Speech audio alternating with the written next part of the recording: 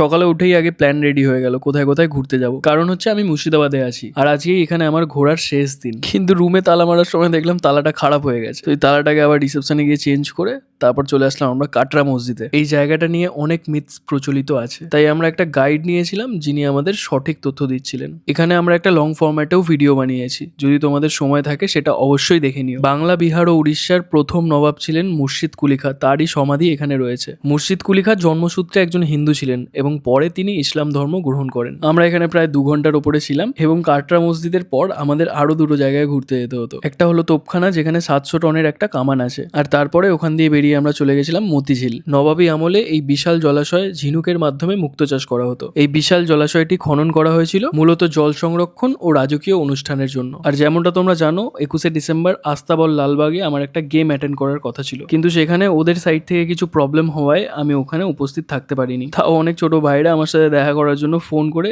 আমি যেখানে থাকছিলাম সেখানে চলে এসে দেখা করে নিচ্ছিল। কেন আমি সেই গেমে উপস্থিত ছিলাম না সেটা নিয়ে আমি তোমাদের জন্য একটা ভিডিও বানিয়ে দেবো, তাহলে তোমাদের বুঝতে আরো সুবিধা হবে। রুমে এসে ভাইয়ের জন্য একটা কেক আনলাম, ভাই সেই কেকটা কাটলো, কারণ ভাইয়ের আজকে জন্মদিন ছিল। সবাই ভাইকে বার্থডে উইশ করে দিও। ভালো থেকো, সুস্থ থেকো, ফাটিয়ে ওয়ার্কআউট করো।